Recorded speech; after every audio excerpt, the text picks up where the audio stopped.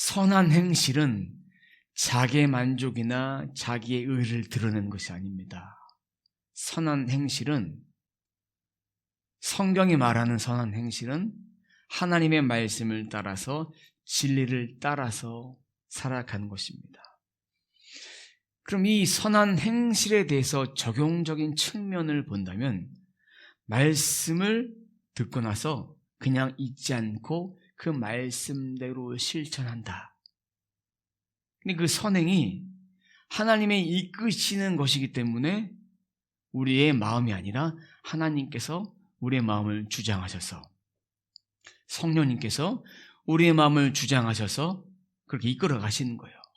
그런 사람은 오늘 베드로전서 2장 말씀처럼 신령한 젖을 사모해서, 사모한 자로서 겉과 속이 분리되지 않는, 외식하지 않는 삶, 악을 저지르지 않는 삶, 시기하고 질투하고 여러 가지 비방하지 않고 오직 하나님의 마음으로 이 땅을 살아가는 삶의 모습이 바로 선행을 행하는 사람입니다. 그 성령 하나님이 어떻게 역사하시느냐? 우리 마음속에 영혼의 센서가 있습니다. 센서가 있어서 선한 길로 가도록 우리를, 주파수를, 그 센서를 맞춰서 우리의 몸이 그쪽으로 가도록 인도하시는 거예요. 그래서 육신의 정욕을 따라 살지 않고 자신의 자랑하지 않고 말과 행실이 바뀌어지는 거예요. 그러면 우리의 의지는 필요 없습니까? 라고 말하지만 그 의지도 누가 사용하느냐? 하나님께서 사용하시는 거예요. 그럼 우리가 하나님 말씀대로 붙들고 살아야지 라고 결단하고 우리 마음 속에서, 우리 영혼 속에서 하나님께서 말씀을 읽어라, 말씀을 가까이 해라 라는 그런 감동을 주시면 우리는 우리의 몸이 주께 순종해서 성경을 펴서, 성경을 또 영상을 통해서 듣고, 그렇게 우리는 항상 마음의 결단을 하면서 살아가야 합니다. 선한 행실은 자신의 실속을 챙기는 삶이 아니에요. 욕을 먹어도, 칭찬을 받아도 그것이 중요한 것이 아니라 이것을 통해서 하나님의 영광을 드러나면 그것을 족한 거예요. 근데 우리가 이런 경우가 있습니다. 선행을 해야 될 때와 자신의 실속을 챙겨야 될 때, 두 가지 경우가 같이 벌어진 경우가 있어요. 과연 지금 상황에서 내 실속을 챙길까? 내 선행을 해야 될까? 이런 상황 속에서 우리 머리로는 선행을 해야 된다는 걸 아는데 우리의 몸이 우리의 실속을 챙기려고 했던 경우들이 종종 있을 것입니다. 하나님, 제가 어떻게 해야 됩니까? 라는 그런 질문을 하나님께 해야 됩니다. 하나님께 기도할 때는 이렇게 정시 기도로 시간을 정해서 기도하는 것도 있지만 순간순간마다 기도해야 합니다. 근데 우리가 육신을 따라 살면 어떤 경우가 벌어지냐면, 먼저는 하나님, 제 실속을 좀 챙기고 그 다음에 선행을 베풀겠습니다. 근데 이렇게 좋은 일 하는 거 하나님께서 원하신 일 아닙니까? 근데 성경에서는 뭐라고 말씀하냐? 많은 사람들에게 칭찬을 받으면 하늘의 상을 이미 받았기 때문에 받을 것이 없다라고 성경에 말해주고 있습니다. 그렇기 때문에 우리 안에 내주하시는 성령의 음성을 따라서 살아가야 돼요. 오늘 본문에서는 이 땅을 살아가는 사람들에게, 특별히 베드로가 소아시아 성도들에게 그들을 뭐라고 칭하냐면 거류민 나그네라고 칭합니다. 11절 말씀 함께 보도록 하겠습니다. 11절입니다. 사랑하는 자들아, 거류민과 나그네 같은 너희를 권하노니 영혼을 거슬러 싸우는 육체의 정욕을 제어하라. 자, 거류민은 다른 나라에 잠시 사는 사람이에요. 외국인으로서 우리나라에 잠시 살아가는 그 영주권을 가지고 살아가는 삶이에요. 우리나라 사람이 다른 나라에 영주권을 가지고 사는 그런 상태예요. 그리고 나그네는 다른 나라에 잠시 체류하는 거예요. 비자를 가지고 잠시 체류하는 거예요. 그 당시에는 비자가 없었지만 그냥 살면 되지만 그 당시에 잠시 살다가 또 옮기고 또 옮기고 또 옮기는 거예요. 그러면 베드로가 오늘 말씀에서 거류민과 나그네라고 말한 것은 이 땅에 살아간 이 삶이 우리들의 삶이 나그네고 거류민이다. 잠시 동안 살지만 또 잠시 동안 살다가 또 다른 곳에 가서 살 수 있지만 이것은 이 땅의 삶이고 우리의 본향은 천국에 있다.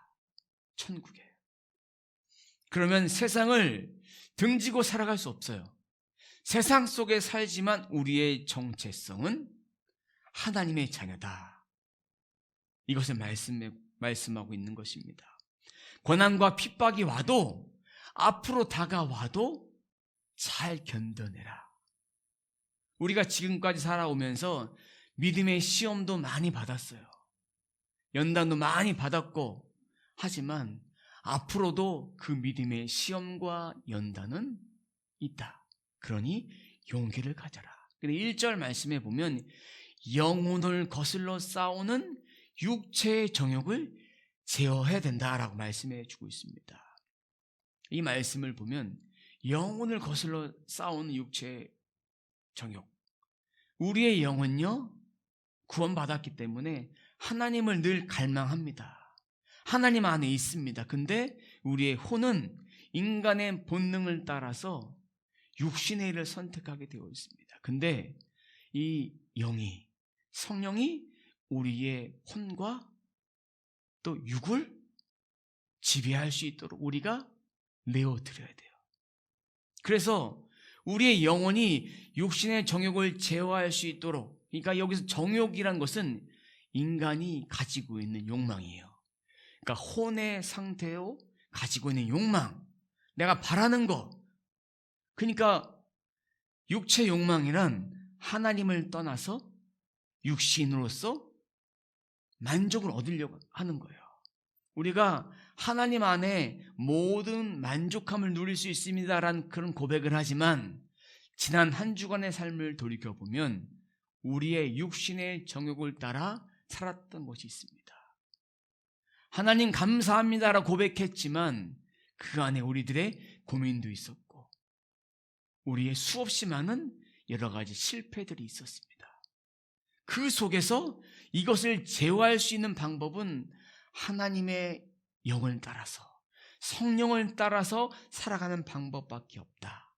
오늘 말씀을 통해서 이 제어하는 비결은 예수 그리스도밖에 없다라는 것을 말해주고 있습니다. 보혈의 공로가 아니면 우리는 육신의 정욕을 이길 힘이 없습니다. 이런 찬송이 있습니다. 육체의 정욕을 이기림은 보혈의 능력, 주의 보혈, 정결한 마음을 얻게 하니 참 놀라운 능력이로다. 주의 보혈 능력이 또다. 주의 피 믿으오. 주의 보혈 그 어린 양의 매우 귀중한 피로다. 주의 보혈 능력이 또다. 주의 피 믿으오. 주의 보혈 그 어린 양의 매우 귀중한 피로다. 아멘. 육체의 정욕을 이길 힘은 주의 보혈밖에 없습니다. 그러니까 영혼을 거슬러 싸우는 육체의 정욕은 우리가 이 땅을 살아가면서 하나님의 법과 인간의 법이 싸우는 영적인 충돌 현상이에요. 우리는 그것을 다 경험하고 있습니다. 베드로가 이 말씀을 했던 이유는 인간은 구원받았지만 이런 영적 충돌 현상에서 매일매일 자유로울 수 없다. 이런 충돌 현상은 새 피조물로 살아가도 우리가 주님 앞에 더 의지하도록, 의지해서 이것을 제어하고 없애고 파쇄할 수 있는 것밖에 없다. 그러니까 우리가 성령 충만해서 매일매일 예수 안에 살아가야 된다라는 것입니다. 마귀는 이 틈을 노립니다. 근데 우리는 예수님의 손 잡으면 이 마귀가 우리를 틈을 노려서 우리를 쓰러뜨릴 수 없다는 거예요. 중요한 것은 승리는 이미 예수 그리스도께서 하셨다. 그러니 우리의 고백은 나는 못합니다라는 그런 고백이 아니라 나는 말씀대로 살지 못했던 그런 지난 날을 바라볼 것이 아니라 과거부터 지금까지 예수 그리스도께서 승리하신 그 승리하심을 붙잡고 살면 우리는 언제나 육신의 정욕을 이길 수 있다. 그럼 이러한 마음을 갖고 살아야 되는 거. 이렇게 승리해서 하나님 나라까지 이 승리함이 우리 가운데 있다라는 것을 우리는 고백해야 합니다. 그럼 이 말씀이 바로 신령한 젖을 사모하지 않으면 우리는 실패할 수밖에 없다.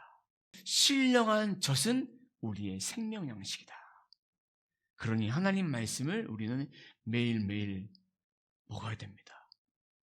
우리가 오늘 점심을 아주 맛있게 먹었습니다. 그렇죠. 그 말씀을 먹을 때도 아주 맛있게 먹어야 돼요. 또 아는 이야기를 설교를 한다. 다 아는데 우리는 저나 여러분들이나 다 알지만 이 말씀을 붙잡고 살지 못하는 것이 인간의 한계예요. 그러니까 그 한계를 주님께 내려놓는 거예요. 지금도 이번 한 주도 나는 승리하리라 라는 그런 고백으로 시작한다면 승리할 수밖에 없습니다. 그럼 미스터 트롯의 인기 가수인 김다연이 나오고 있습니다. 임플란트 광고를 하면서 이런 유행어가 있습니다. 뭐가 달라도 다르겠쥬 이렇게 이런 광고를 하죠. 육신의 정욕을 제어하는 삶, 뭐가 달라도 다르겠죠.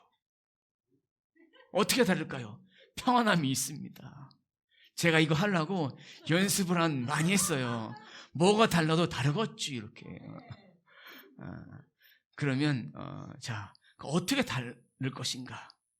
육신의 정욕을 제어하기 위해서 그 제어하는 삶 12절 말씀 함께 보도록 하겠습니다. 너희가 이방인 중에서 행실을 선하게 가져 너희를 악행한다고 비방하는 자들로 하여금 너희 선한 행실을 보고 오시는 날에 하나님께 영광을 돌리게 하려 함이라. 이방인 중에 자, 우리가 선한 행실을 하는데 악행을 한다라는 비방을 듣게 됩니다. 그때 실망하지 말고 끝까지 선행을 행해서 하나님께 영광을 돌리게 하라. 좀 선행을 해서 비방을 받고 정죄를 받고 욕을 먹는다면 저나 여러분들 같으면 계속해서 그 선행을 하시겠습니까? 하실 수 있어요. 내가 예수를 전했는데 또 밥 먹으면서 기도를 했는데 또 설교를 틀어서 나 혼자 있는 건 설교를 듣고 있는데 누가 시끄럽다고 끄라고 찬송을 듣고 있는데 그런 이야기를 듣는다면 의기소침해서 우리는 바로 꺼요. 오늘 본문에서 나왔던 그런 상황은 선행을 하면서 예수 그리스도의 말씀대로 산다라고 말하면서 이런 비방을 받는 그런 모습은 예수 그리스도를 믿는 사람들이 함께 모여서 성례전을 하는데 이들은 끔찍한 악행을 하는 집단이다. 왜? 남녀가 모여서 근친상간의 죄를 범하고 있다. 근친상간은 제가 설명 안 드려도 아시겠죠? 그리고 사람의 고기를 먹는다. 동물의 피를 먹는 집단이다. 그래서 이 사자성어로 중상모략을 하고 있는 거예요. 아니 이러한 행동을 하진 않았고 우리가 받는 그런 비방 같은 경우에는 이것과 차원이 틀리지만 시대마다 하나님께서 사람들을 통해서 시험하시고 연단하시고 그리고 끝까지 믿음을 지켜내는 삶의 방식은 달라요. 예수를 전했는데 거절하고 쌍욕을 듣고 그런 행동들. 우리는 아무런 죄가 없는데 그래도 끝까지 믿음을 지켜서 예수 그리스도의 말씀에 합당한 삶을 살아가라. 그것이 하나님의 영광이 드러나게 될 것이다. 그러면서 그걸 통해서 하나님께서 그 모든 것들을 다 갚아주실 것이다. 라는 그런 말씀이죠. 그러면 이러한 상황 가운데 우리가 선행을 끝까지 할 수 있느냐? 지금 1세기 성도들의 삶을 바라보면 공감이 되십니까? 이해할 수 있습니까? 그들은 카타콤에서 예배를 드리면서, 쉽게 말하면 동굴에서 예배를 드리면서 동굴에서 찬송을 하다가 누가 신고해서 잡히면 죽으니까 또 다른 동굴로 도망가요. 그리고 그때는 예수님 부활하시고 안식 후 첫날, 그날이 주일로 정해진 것은 3세기에서 5세기 정도 됩니다. 그 당시에는 주일이, 일요일 날 드리는 그 주일이 공식화되지 않았기 때문에 그때 예배 드리지 못하게 된 상황이 더 많았습니다. 그래서 모여서 예배 드리는 그때였지만 이제 3세기에서 5세기 정도 지나면서 주일날 예배를 드리면서 이렇게 공동체를 형성을 했습니다. 그러면 우리들의 삶 속에서 하나님의 영광을 어떻게 드러낼 것인가 우리는 고민하셔야 돼요. 어떻게 하나님의 영광을 드러낼 것인가. 그러기 위해서 오늘 성경에서는 이렇게 말해주고 있습니다. 이 땅에 사는 사람들 13절 14절에 보면 인간의 모든 제도를 주를 위해서 순종하라고 말씀해 주고 있습니다. 인간의 모든 제도를 누굴 위해서? 주를 위해서, 하나님을 위해서, 예수 그리스도를 위해 순종하되 왕이나 총독에게 순종해야 된다. 우리가 이 땅에 살아가면서, 우리가 대한민국에 살아가면서 우리는 그 법을 지켜야 된다. 왜? 이 땅에 살아가면서 지켜야 된 이유는 주를 위해서. 인간에 만든 제도가 아닙니다. 이것은 하나님께서 사람을 위해 세우신 제도를 말하는 거예요. 이 땅에 살아가면서 법을 지키지 않으면서 하나님의 말씀 우리는 순종한다라고 말하면 어폐가 있는 거예요. 이 세상 모든 법은 누구로부터 온다? 하나님으로부터 온다. 그러니까 우리가 순종해야 되는 것. 이것을 다시 말하면 황제나 총독이나 오늘날의 대통령, 또 여러 가지 그 법을 집행하는 사람들, 그 사람들에게 순종하는 것이 아니라 하나님께 순종한 것이다. 그러한 생각을 해야 됩니다. 학교에서도, 직장에서도, 교회에서도, 또 여러 가지 지역사회, 또 여러 환경 속에서도 우리가 순종하는 것이 참 옳은 일이다 라는 것을 말해주고 있습니다. 아무리 우리가 잘나도 못나도 하나님 밑에 있습니다. 하나님의 창조물이니까. 12절에 보면 이방인들이 그리스도인들의 악행을 이야기했어요. 비방한다. 근데 선행을 통해 영광 돌려 했는데 15절에는 그 선행으로 그들의 무식한 말을 막으신다.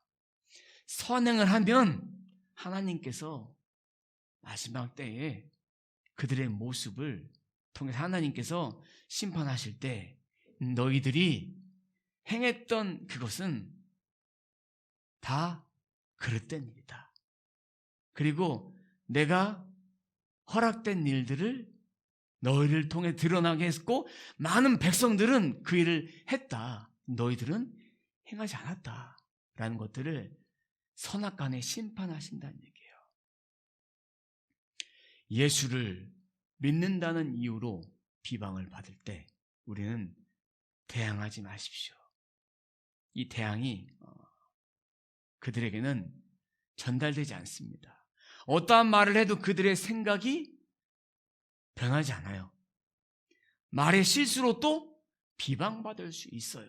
베드로 사도는 이 상황 가운데도 믿음을 지켜야 된다. 왜? 우리는 이 땅의 소망을 두고 살아가는 삶이 아니라 하늘의 소망을 두고 살아가는 삶이다. 그리고 우리는 하나님의 종이다.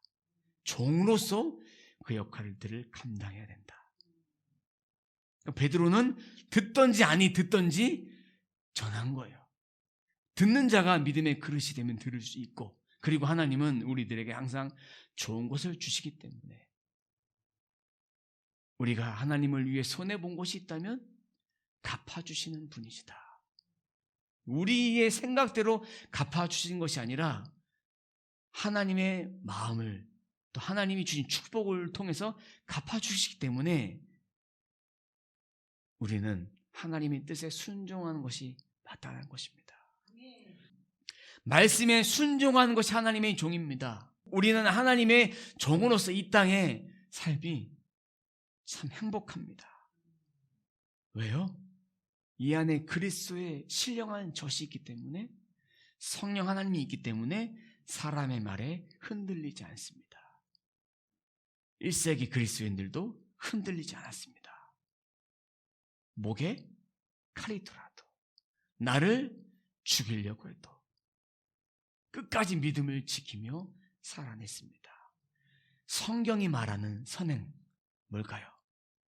마음으로 괜시리 힘든 사람을 보면서 불쌍한 마음 드는 거, 그것이 선행이 아닙니다.